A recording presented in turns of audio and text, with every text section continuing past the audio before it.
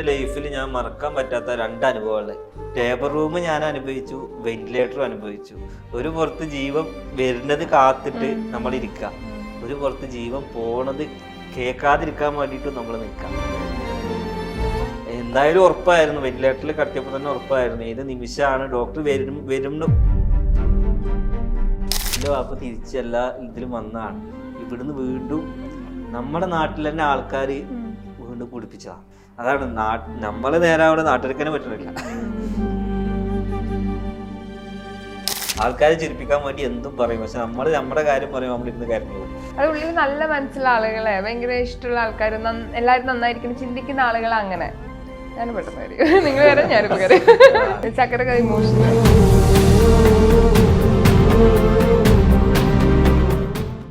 5 വയസ്സ് വരെ ഇവിടെ തുണിയില്ലാതെ നടന്നു. അതായത് ചെറിയ കുട്ടി, ഇപ്പൊ എന്റെ കുട്ടി നടക്കുമല്ലോ അതേമാതിരി ഇവൾക്കാണെങ്കിൽ മേത്തൊരു ഡ്രസ്സ് ഒന്നും ഇഷ്ടമുണ്ടാവില്ല. എന്നിട്ട് മൂക്ക് വലിച്ചിട്ട് ഇങ്ങനെ ചെമ്പരത്തി പോ എപ്പോഴും ചെവിയിൽ വെക്കും.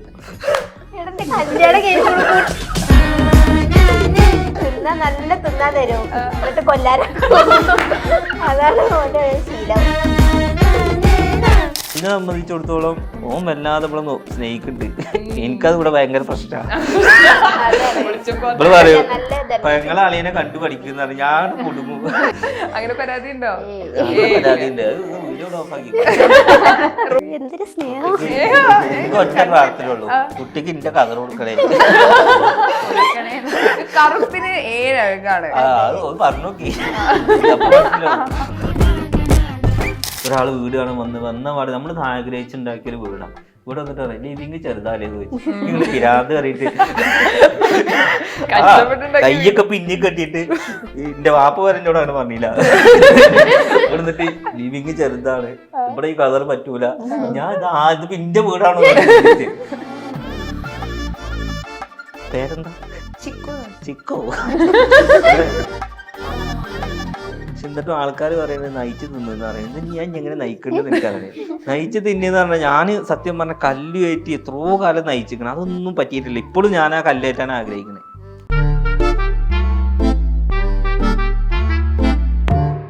ലക്ഷ്യം ജോലിയെങ്കിൽ പഠിക്കൂ ആദ്യ ഇൻസ്റ്റിറ്റ്യൂട്ടിൽ തന്നെ.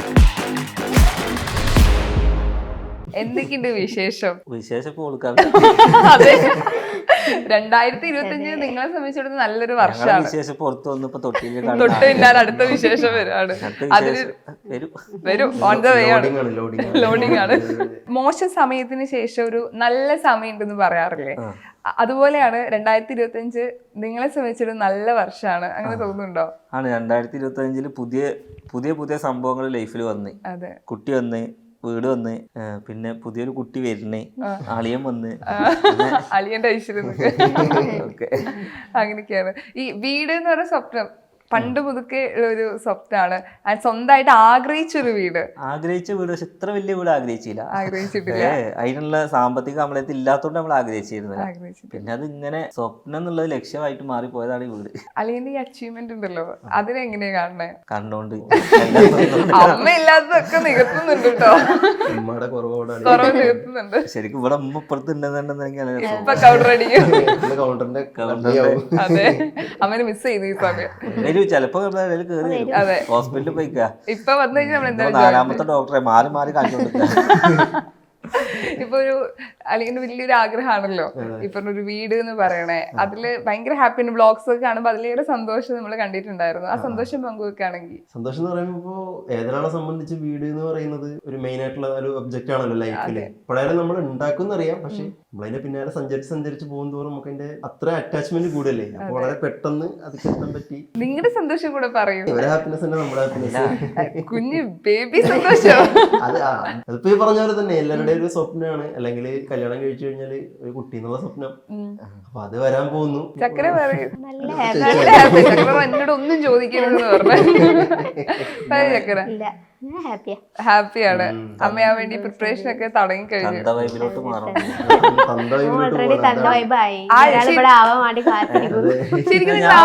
അന്നേ തന്തേ, അതായത് അല്ല കുടുംബഭാരങ്ങൾ മൊത്തം നമ്മളെ ചുമലിലാവുമ്പോ നമ്മൾ ഓൾറെഡി എല്ലാം പഠിക്കും. അതായത് വീട്ടിലെല്ലാ കാര്യങ്ങളും മറ്റേതൊക്കെ ഒരു സാധാരണ ഇപ്പൊ എനിക്ക് 28 വയസ്സാണ്. ഈ 28 വയസ്സിൽ ഇപ്പൊ എനിക്ക് വീടായി, കല്യാണം കഴിഞ്ഞു, എല്ലാ ബാധ്യതകളും തീർന്ന് ഇങ്ങനെ ഇരിക്കുക. നേരെ മറിച്ച് ശരിക്കും 28 വയസ്സിലൊക്കെ ചെക്കന്മാര് കുന്തളിച്ച് കാശ്മീരൊക്കെ പോകേണ്ട സമയം. ഞാൻ കുട്ടീനെ നോക്കി ഇവിടെ ഇങ്ങനെ ഇരിക്കാം. അല്ല അതൊരു സുഖമുള്ള ലൈഫാണ്. നമുക്ക് യാത്ര പോവാലോ. അതെ, അത് സത്യം. ഇനി ഫാമിലി ആയിട്ട് ഹാപ്പി ആയിട്ട് പോവാലോ. ഈ അച്ഛൻ ഉപ്പ ആയതിനു ശേഷം ഉണ്ടല്ലോ വന്നൊരു മാറ്റം എന്തെങ്കിലും ഉണ്ടോ? ഏതുനേരം യൂട്യൂബ് പറഞ്ഞാലും കാത്തുവിന്റെ വട്ടം ഞാൻ കുട്ടി വരുന്ന വരെ 26 കോടിയാണ് കാത്തു. ഞാൻ വന്നിട്ട് 27ആയി. ഫുൾ ടൈം അവക്ക് വേണ്ടി വെച്ചു കൊടുത്തു. നമ്മളിപ്പോ പഠിച്ച് പാട്ടൊക്കെ കാണാതെ പഠിച്ചിക്കണേ. പിന്നെ ഉറക്കത്തില് കോംപ്രമൈസ് ആയി, ഭക്ഷണ രീതിയിൽ കോംപ്രമൈസ് ആയി, കടുത്തത്തില് കോംപ്രമൈസ് ആയി. ഇങ്ങോട്ട് ചെരിയോന്നുള്ളൊരു പേടി, അങ്ങനെ കൊറേ. പിന്നെ ഭയങ്കര കെയറിങ് ആയി. നമ്മളെക്കാൾ കൂടുതൽ നമ്മൾ അവരെ കെയർ ചെയ്യാ പഠിച്ച്. പിന്നെ ഡയപ്പർ വാങ്ങാൻ നല്ലോണം പഠിച്ചു. ഒരു കുട്ടി വന്നു കഴിഞ്ഞാൽ എത്ര എക്സ്പെൻസ് കുട്ടിക്ക് ഉണ്ടെന്ന് കറക്റ്റ് ആയിട്ട് മനസ്സിലായി. എന്താ ഡയപ്പറത്തിനൊക്കെ വില? അത് ഞാൻ നമ്മളോട് പറയാലോ, ഒന്നൊക്കെ ഒരു 5 എണ്ണൊക്കെ മാറ്റി കൊടുക്കണേ. എന്താ ഇതൊക്കെ പൈസക്ക് വിലയില്ലേ? അപ്പൊ നമ്മളെ മക്കളുടെ കാര്യത്തിൽ നമ്മൾ ഒരിക്കലും നോക്കില്ല. ഇനിയിപ്പോ ഡ്രസ്സ് എടുക്കുകയാണെങ്കിൽ പോലും അതിനൊരു ഇനിയിപ്പോ അത് 1000 രൂപയാണെങ്കിൽ പോലും നമ്മളവിടെ വില പേശൂല. പക്ഷെ നമുക്ക് എടുക്കുകയാണെങ്കിൽ അവിടെ ലാസ്റ്റ് എത്ര പക്ഷെ ഇതൊന്നും ഉണ്ടാവില്ല. ഇനിയിപ്പോ ബേബി ഷോപ്പ് ഇടണം. പറയൂ മാറ്റം നേരിട്ട് കണ്ടത്. ഇപ്പൊ ഒരു ഹസ്ബൻഡ് ആയിരുന്നു, അതിനു മുമ്പ് പരിചയം ഉണ്ടായിരുന്നു, മുതൽ തെറ്റി നിൽക്കണം. അതാണ് അറിയാത്ത യൂട്യൂബിൽ ഫുള്ള് ഇപ്പൊ കാർട്ടൂൺ സോങ് പ്ലേലിസ്റ്റിൽ വരുന്നത്. പക്ഷെ കുട്ടീനെ ഓർക്കാനൊന്നും ഇതുവരെ ഞാൻ പഠിച്ചില്ല. അറിയില്ല. കുട്ടീനെ ഉറക്കാൻ അറിയില്ല. ഉറങ്ങണ കുട്ടീനെ കൊടുത്താൽ വരാ കുട്ടി ഒന്നു വരും. അതെന്താ അറിയില്ല.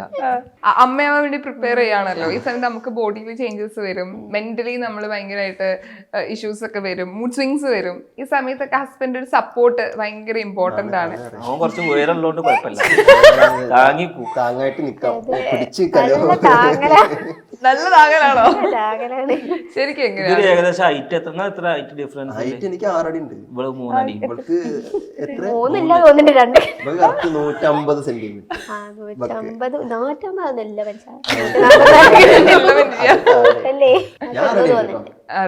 ഇത് ഉണ്ടാവണ കുട്ടി ഹൈറ്റ് കൂടണോ ഹൈറ്റ് കുറയണോ? വേണ്ട.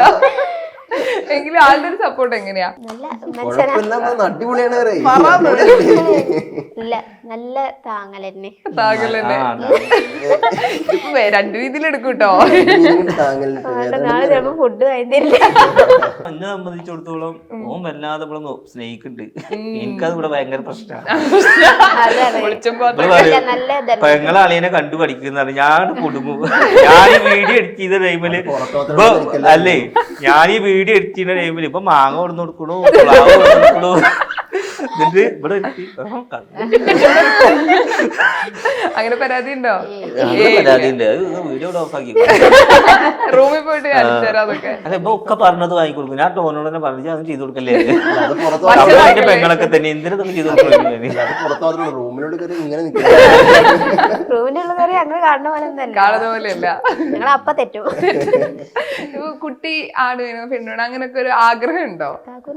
അങ്ങനെ ഒരു കൺസെപ്റ്റ് ഉണ്ടോന്ന് വെച്ച് കഴിഞ്ഞാല് ഇന്നത് എന്നുള്ളൊരു ഇതില്ല. ഏതായാലും ആരോഗ്യത്തോടെ ഇരിക്കണം. എനിക്ക് ഒറ്റ പ്രാർത്ഥനയുള്ളൂ, കുട്ടിക്ക് ഇന്റെ കതർ കൊടുക്കണേ. കറുപ്പിന് 7 അഴകാണ്. അത് പറഞ്ഞു നോക്കി. ബാക്കി പിന്നെ 93 അഴകും വെളുപ്പിനാണ് അറിയപ്പെടുന്നാല്. ചേട്ടൻ അടിപൊളി സുന്ദരനാ. ഈ കൂട്ടത്തിൽ സുന്ദരൻ, ഈ ഇത്രയും കൂട്ടത്തിൽ ചേട്ടനാ സുന്ദരൻ. സന്തോഷായി. അടികൂടിക്കോളൂ. അയ്യോ, ഈ കുട്ടിക്ക് പേരൊക്കെ ഇട്ടോ? അങ്ങനെ പ്ലാനിങ് ഉണ്ടോ? ഇന്ന പേരിടാ? പെൺകുട്ടിയാണെങ്കിൽ സുസ്മിത. എന്നാലും ഇരട്ട പേര് ഞാനിടുക. പിന്നെ ജീവിതകാല പേരുണ്ടാവുള്ളൂ. ഇവിടെ പേര് ചക്കര. ഞാൻ ചക്കര നല്ല പേരാ.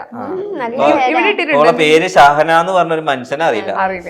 ഹോസ്പിറ്റലിലൊക്കെ പോയി കഴിഞ്ഞാൽ ഷഹന എടുക്കുമ്പോ ആദ്യം 2 വട്ടം കേൾക്കണം. എന്നാലും കൂടെ വിളിക്കുമ്പോഴാണ്. ഇവിടെ ഇട്ടിട്ടുണ്ടോ അങ്ങനെ? ഇതുവരെ ഇട്ടിട്ടില്ല.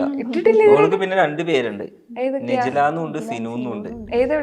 സിനു എന്നുള്ളത് ഓൾക്ക് വിളിക്കുക.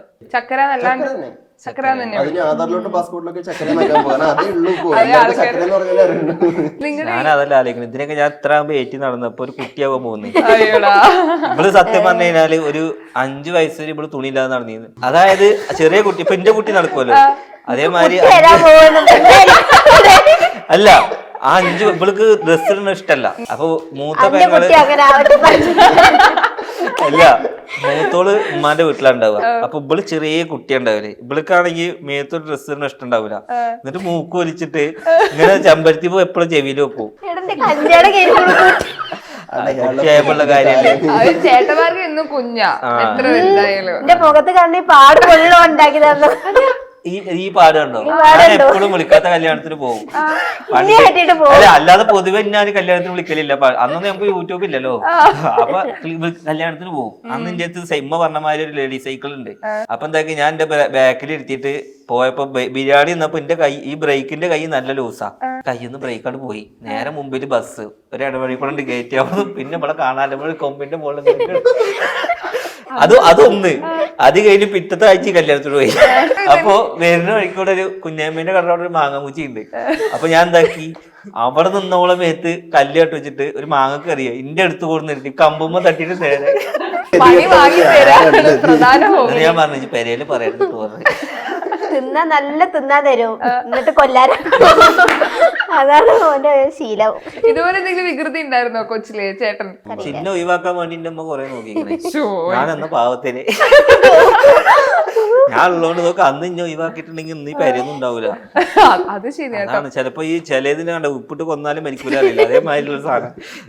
അതായത് ഇന്നെ കൊല്ലാൻ വേണ്ടി ഉമ്മ എന്താ കാട്ടിനെന്ന് അറിയോ? ഈ പപ്പായ ജ്യൂസ് കുടിച്ചിക്കണേ. അതൊക്കെ അന്ന് പറഞ്ഞല്ലോ പപ്പായ കുടിച്ചു കഴിഞ്ഞാൽ പപ്പായ അതേമാതിരി പൈനാപ്പിൾ കറ അതൊക്കെ കുടിച്ചു നോക്കിയണേ. ഒരു പരിക്ക് ഞാൻ പോയിട്ടാ.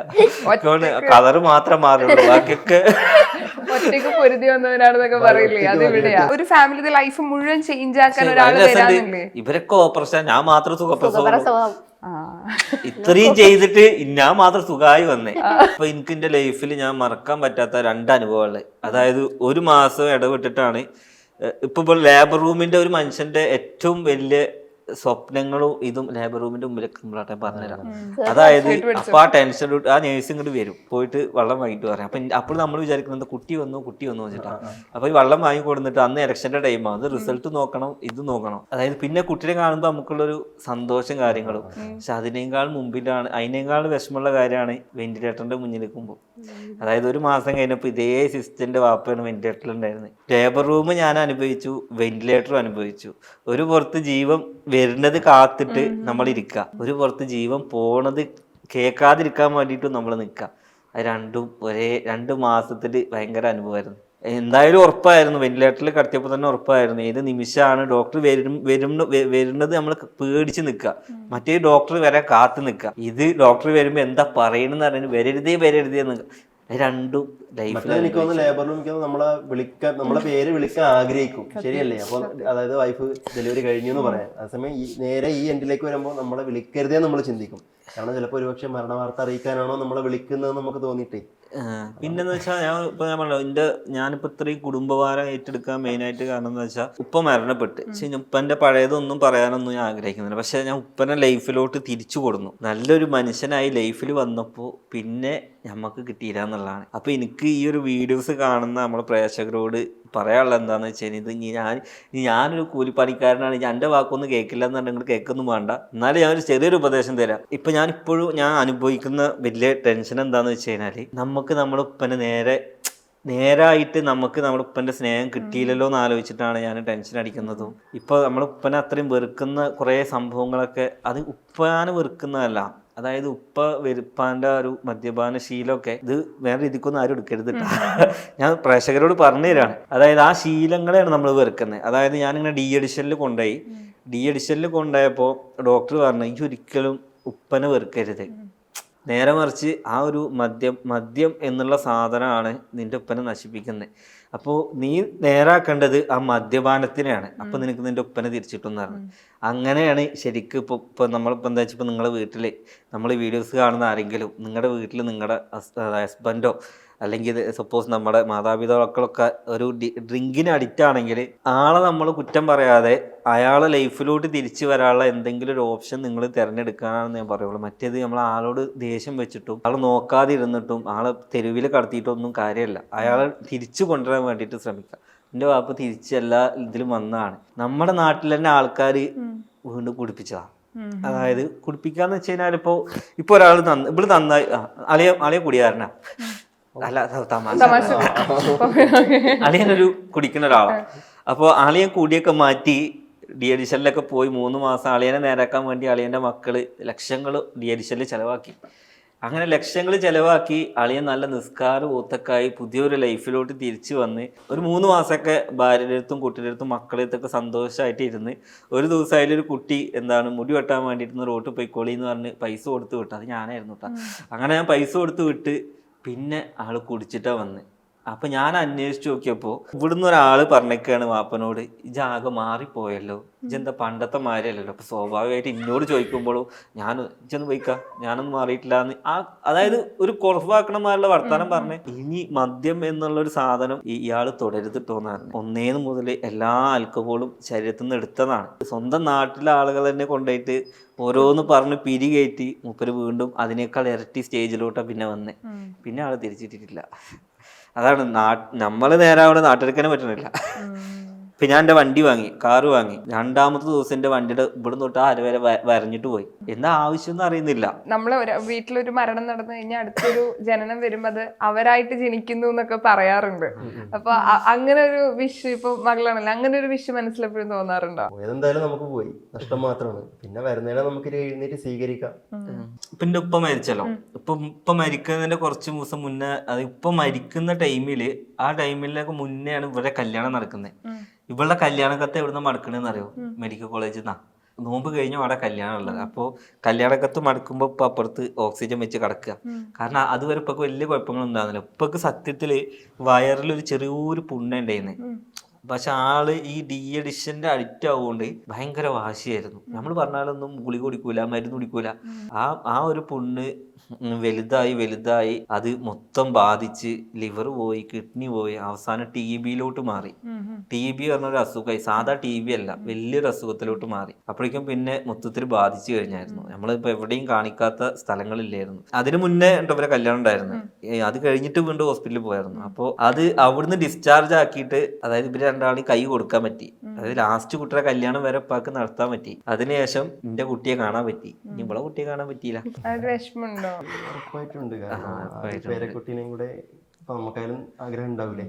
ഇതൊക്കെ പിന്നെ ഈ വീട്ടിലിരിക്കാന് ഒരു ദിവസം ഇരിക്കാനുള്ള ഒരു യോഗം ഉണ്ടായില്ല. ചില കാര്യങ്ങൾ നമ്മൾ വിചാരിക്കും. മരണം എന്ന് പറഞ്ഞത് സത്യമുള്ള കാര്യമല്ലേ. ഇപ്പൊ ഉമ്മാനോട് അതാണ് ഞാൻ ഉമ്മനെ ആ ഒരു ഇത് പറഞ്ഞപ്പോ ഞാൻ അതിന് മാറ്റിയതാണ്. ഉമ്മക്ക് അത് പറഞ്ഞ അപ്പൊ കരയും. കാരണം ഉമ്മ എപ്പോഴും ചിരിക്കുന്നു മാത്രമല്ല, പക്ഷെ ഉമ്മ ഭയങ്കര ഇമോഷണലുള്ള ആളാണ്. ആൾക്കാരെ ചിരിപ്പിക്കാൻ വേണ്ടി എന്തും പറയും. പക്ഷെ നമ്മുടെ കാര്യം പറയുമ്പോൾ നമ്മളിരുന്ന് കരഞ്ഞു പോകും. അത് ഉള്ളിൽ നല്ല മനസ്സിലുള്ള ആളുകളെ, ഭയങ്കര ഇഷ്ടമുള്ള ആൾക്കാർ, എല്ലാവരും നന്നായിരിക്കണം ചിന്തിക്കുന്ന ആളുകളെ. അങ്ങനെ ഞാൻ പെട്ടെന്ന് വരും, നിങ്ങൾ വരാം, ഞാനിപ്പോ കയറി. ചക്കര ഇമോഷനായി.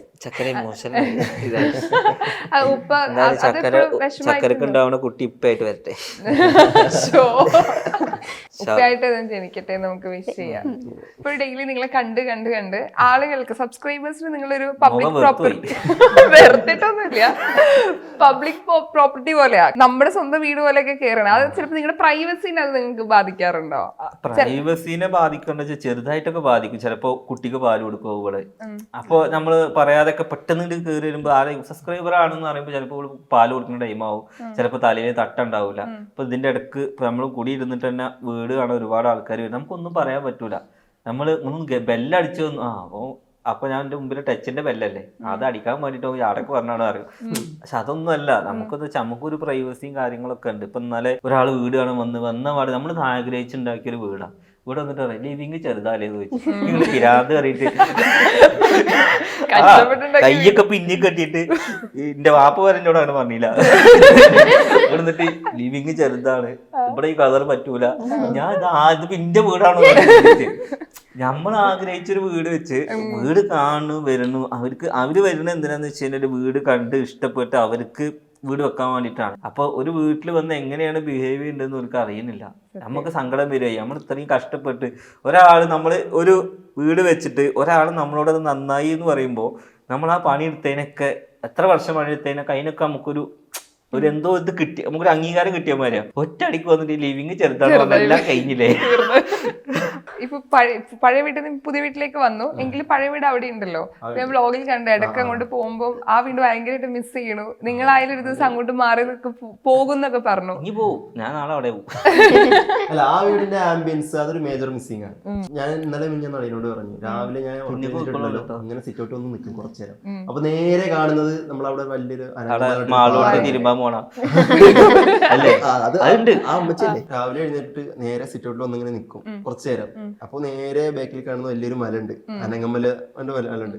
അപ്പൊ രാവിലെ ആ ചെറിയ ചൂടും പിന്നെ മഞ്ഞുണ്ടാവും, നല്ല സൂര്യപ്രകാശം ഉണ്ടാവും. അതൊക്കെ നോക്കി ഇങ്ങനെ കുറെ നേരം നിൽക്കും, നല്ല കാറ്റും. പിന്നെ എപ്പോ നോക്കിയാലും മുറ്റത് അണ്ണൻകുട്ടിയില്ലേ, അത് ഇങ്ങനെ പോകും. അപ്പൊ ഇവിടെ ആയിട്ടൊന്ന് മിങ്കിളായി വരാൻ കുറച്ച് ടൈം എടുക്കും. അതാ പറഞ്ഞത് ആ വീട് എപ്പോഴും. ആ വീട് എന്ന് വെച്ച് കഴിഞ്ഞാല് ഇപ്പൊ എന്റെ മൂത്ത പെങ്ങളുടെ കല്യാണം ആണെങ്കിലും ഞാൻ കല്യാണം കഴിച്ചാണെങ്കിലും ഇവള് കല്യാണം കഴിച്ചാണെങ്കിലും കുട്ടി ഉണ്ടായതൊക്കെ ആ വീട്ടിൽ നിന്നാ. ഈ കുട്ടി മാത്രമാണ് ഈ വീട്ടിൽ വരിക. പിന്നെ ഉപ്പാന്റെ മരണം ഒക്കെ ആ വീട്ടിൽ നിന്ന്. ആ വീട് സത്യം പറഞ്ഞ ഓർമ്മകൾ കൊണ്ട് പൊതിഞ്ഞൊരു വീടാ. അതുകൊണ്ടാണ് അത് നമ്മൾ വിൽക്കാത്തത്, വിൽക്കൂല. അപ്പൊ ഇന്നോട് ഇന്നലെ തന്നെ ഇവിടുത്തെ ഒരാള് വാടക കൊടുക്കുമെന്ന് വെച്ചാൽ അല്ല എന്ന് പറഞ്ഞു. നമ്മൾ പറഞ്ഞു ഒരു ദിവസം അടിച്ചൊരു തുടക്കം ഒരാളാക്കിയാലും അത് വിൽക്കൂല, അത് വാടക കൊടുക്കുമ്പോൾ പിന്നെ നമുക്കവിടെ പ്രൈവസി ഇല്ലല്ലോ. ഉപ്പയായിട്ടുള്ള ആള്, ഉപ്പയാവാൻ പോകുന്ന ആൾക്ക് ഒരു ഉപദേശം കൊടുക്കുകയാണെങ്കിൽ എന്തൊക്കെ ഉപദേശം കൊടുക്കും? കേൾക്കാൻ റെഡി ആയിരിക്കാം. ഉപ്പയായിട്ടുള്ള ഒരാള് ഇപ്പൊ തന്നെ പ്രാക്ടീസ് ചെയ്ത് ഉറക്കം, പമ്പേഴ്സ് കെട്ടാന്, സ്നെഗ്ഗി മാറ്റി കൊടുക്കാൻ, അഡ്ജസ്റ്റ്മെന്റ് ലൈഫിന് നല്ലോണം വരും. കാണലുണ്ട് അവിടെ നിന്ന് പഴയ വീട്ടിൽ കാണാനുണ്ട്. രാത്രി 2:30 മണിക്കൊക്കെ അവിടെ നിന്ന് ഉച്ചയ്ക്ക് കുട്ടി കയറണത്. അപ്പോഴേ കുട്ടീനെയും കൊണ്ട് ഹാളിൽ കൂടെ ഒക്കെ നടക്കുന്നത്. പിന്നെ നല്ല ലൈഫിൽ നമുക്ക് കുറെ മാറ്റങ്ങൾ വരും. അതായത് കുറെ നേരം അവരെ ഇപ്പോൾ സ്പെൻഡ് ചെയ്യാൻ പറ്റും. പക്ഷെ എനിക്ക് അധികം സ്പെൻഡ് ചെയ്യാൻ പറ്റില്ല. ഈ ഓവർലോഡ് തലക്ക് വരുമ്പോൾ ഞാൻ ഫുൾ ടൈം ഫോണിലാവും. അതാണ് ഇവളുടെ എപ്പോഴും പരാതി, ഞങ്ങൾ തെറ്റലും. പക്ഷെ ഞങ്ങൾ എന്താന്ന് വെച്ച് കഴിഞ്ഞാല് എന്റെ ടെൻഷൻ എന്ന് വെച്ച് കഴിഞ്ഞാല് നമ്മൾ ആണുങ്ങൾക്കാണ് വീട്ടിലെ എല്ലാ ടെൻഷനും ഉണ്ടാവുക അല്ലെ. ഞാൻ ഈ ഒരു കുടുംബം നമ്മളിങ്ങനെ തലയിലേറ്റി വെക്കുമ്പോൾ എനിക്ക് ഇതിന്റെ ബാക്കിൽ ഒരുപാട് കാര്യങ്ങളുണ്ട്. ഞാൻ ഈ വീഡിയോ ഇട്ടാലേ എനിക്ക് വരുമാനമുള്ളൂ. അപ്പോൾ ഞാൻ എന്താക്കും, ഈ കുറെ കൊടുക്കാനുള്ള അതോ ഈ പ്രൊമോഷൻ വീഡിയോസ് ചെയ്യാനുള്ളത് ഞാൻ ഒറ്റയ്ക്ക്, എനിക്ക് എഡിറ്ററോ ഒരു ക്യാമറമാനോ ഒന്നും എനിക്കില്ല. ഒക്കെ പിന്നെ വീഡിയോസ് എടുത്തരാ നിജാസ് ഉള്ളപ്പോൾ ഇപ്പൊ നിജാസ് എടുത്തരാ, അല്ലെങ്കിൽ ഞാൻ തന്നെയാണ്. അപ്പൊ നമ്മൾ ഇതെല്ലാം ചെയ്യുമ്പോൾ എനിക്ക് കുട്ടികളെ നോക്കാനോ വീട്ടിലത്തെ കാര്യം നോക്കാനുള്ള സമയം കണ്ടെത്താൻ കഴിയുന്നില്ല. അതായത് നമ്മളിങ്ങനെ എപ്പോഴും ഇങ്ങനെ പണിയെടുത്തോടേ ഇരിക്കുക. പക്ഷെ എന്നിട്ടും ആൾക്കാർ പറയുന്നത് നയിച്ച് തിന്നെന്ന് പറയുന്നത് ഞാൻ എങ്ങനെ നയിക്കേണ്ടത് എനിക്കറിയാം. നയിച്ച് തിന്നെന്ന് പറഞ്ഞാൽ ഞാൻ സത്യം പറഞ്ഞ കല്ല് കയറ്റി എത്രയോ കാലം നയിച്ചിരിക്കണം, അതൊന്നും പറ്റിയിട്ടില്ല. ഇപ്പോഴും ഞാൻ ആ കല്ലേറ്റാൻ ആഗ്രഹിക്കണേ. പേരെന്താ? ചിക്കോ. ചിക്കു. ഇപ്പൊ ചിക്കൂനൊരു കുട്ടി ഉണ്ടായി. അപ്പൊ ആ കുട്ടി കല്ലേറ്റി വെയിൽ കൊണ്ട് നടക്കാൻ ചിക്കു ആഗ്രഹിക്കൂ? ഈ ആഗ്രഹിക്കോ? ആഗ്രഹിക്കൂ? നിന്റെ പ്രേക്ഷകര് ഞാൻ അങ്ങനെ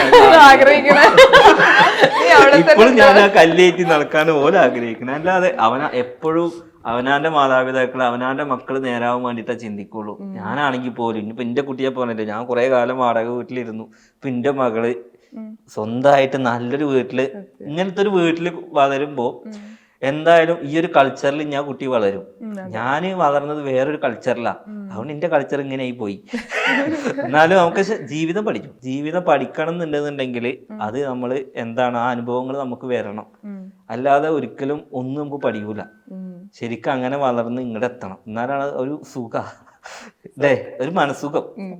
നമ്മൾ അധ്വാനിച്ചും കഷ്ടപ്പെട്ടു ഒരു സാധനം നേടിയെടുത്ത് അവിടുന്ന് ഒരു പിടി ചോറ് തിന്നുമ്പോൾ അതിന് കിട്ടുന്ന ഒരു സുഖം ചിലപ്പോൾ വെറുതെ വാപ്പാരെ കായുകൊണ്ട് ഉണ്ടാക്കിയ സാധനത്തിൽ ഒന്നും കിട്ടൂല. ചിക്കു ഒരു ബൈക്ക് വാങ്ങാണ്. ചിക്കുവിന് സ്വന്തം പൈസക്ക് ഒരു ബൈക്ക് വാങ്ങുന്നതും അച്ഛൻ ബൈക്ക് വാങ്ങി തരുന്നതും അതിൽ ഏതാണ് നമുക്ക് കൂടുതൽ ഇതാവുക? അതെന്തോ അങ്ങനെ തന്നെ. ഇതിപ്പോ ഞാൻ ഇന്നൊറ്റക്ക് ഇന്റർവ്യൂ സ്റ്റാച്ചുവോ ഞാൻ കുറച്ചേരം മുന്നേ ക്യാമറ ഓണെങ്കിൽ അപ്പൊ പറയണോ. ലക്ഷ്യം ജോലിയെങ്കിൽ പഠിക്കൂ ആദ്യ ഇൻസ്റ്റിറ്റ്യൂട്ടിൽ തന്നെ.